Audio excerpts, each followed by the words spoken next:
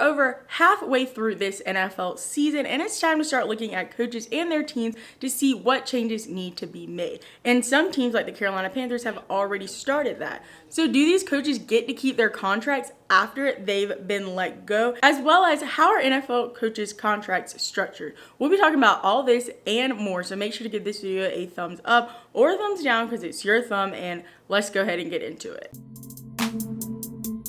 NFL coaches' contracts are a lot different from NFL player contracts, as NFL coaches' contracts are basically fully guaranteed, and in players' contracts, only a portion of that contract is fully guaranteed. If you would like to know more about NFL player contracts, make sure to check out this video right here. I'll link it down in the description. Now, even though they're fully guaranteed, the way that they are fired determines who will pay them. As if they were fired without cause, that means that the organization will still have to pay them even though they are no longer on that roster. And without cause basically means that they were fired just because they couldn't win.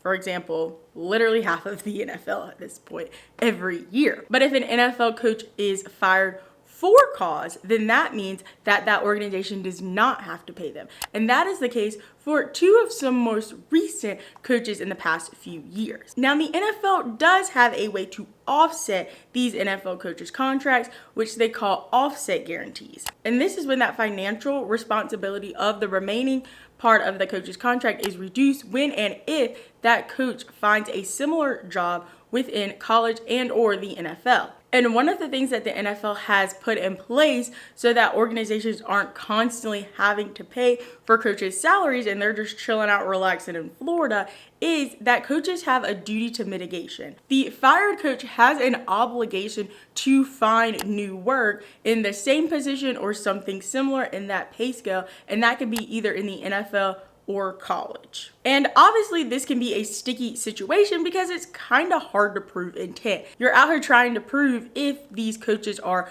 going to find new jobs or turning down offers just because they don't want it and they just want to chillax at the house. And in the past few years, there have been 3 prominent firing of NFL coaches that have really interested me personally, but probably also other NFL fans, in how do these contracts go out. And one of the most recent ones is Matt Rhule, who was fired from the Carolina Panthers in the 2022 NFL season. The Carolina Panthers hired Matt Rhule January 7th of 2020 to a 7-year, $62 million contract. His firing was without cause because he didn't have a massive scandal. He was just a coach who couldn't figure out how to make a team work, basically. That means that he does get the rest of his remaining balance on his contract. And especially since he was fired in October, then that means there's no more jobs in the NFL or college. So the Carolina Panthers will have to pay at least the rest of this year of his salary, which is around $834,000 a month. I'm definitely sure that they will not have to pay the remaining balance on his contract because a lot of college teams are going to be looking into him, as Nebraska, Georgia Tech, and Arizona State are all looking to fill coaches' positions this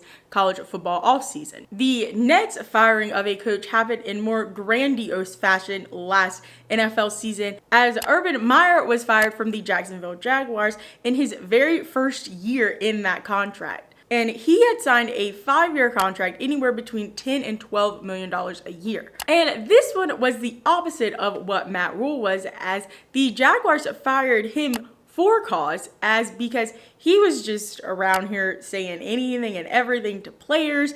And obviously we all remember his little bar scandal at his own bar at Ohio State.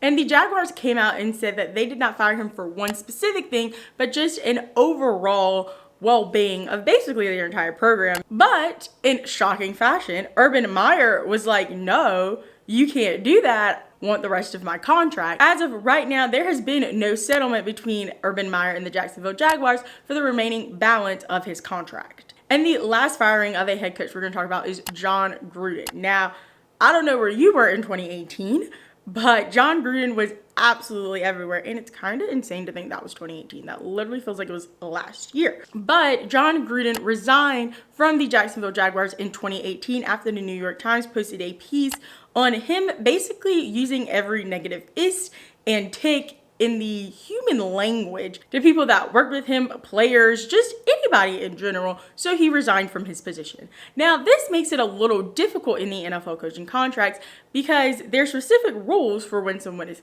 fired, but not when someone resigns. And Jon Gruden was in the 4th year of his 10-year, $100 million contract with the Las Vegas Raiders. And they did go into a settlement agreement for an amount that was not disclosed, but I'm pretty sure, and other people are pretty sure, that it wasn't the full amount, but it was somewhere close in the middle because they basically kind of pushed him to resign because they were like, resign or we're going to fire you. So I feel like it was somewhere in between, probably like 50 to maybe $40 million that they ended up settling on. Well, now that you know so much about NFL coaches' contracts, make sure to check out this video right here where I talk all about NFL players' contract and how they're signed up, from trades to picks to first round picks, as well as make sure to subscribe and hit the bell to be notified every time I post a new video, which are on Mondays at 11 a.m. Eastern Standard Time, as well as leaving a comment down below and telling me, how do you feel about Matt Rhule's firing, and who else do you think needs to be fired this NFL season? Make sure to give this video a thumbs up or a thumbs down because it's still your thumb. And remember, don't be afraid to join the convo. I drive a Chevy, she drives a Honda.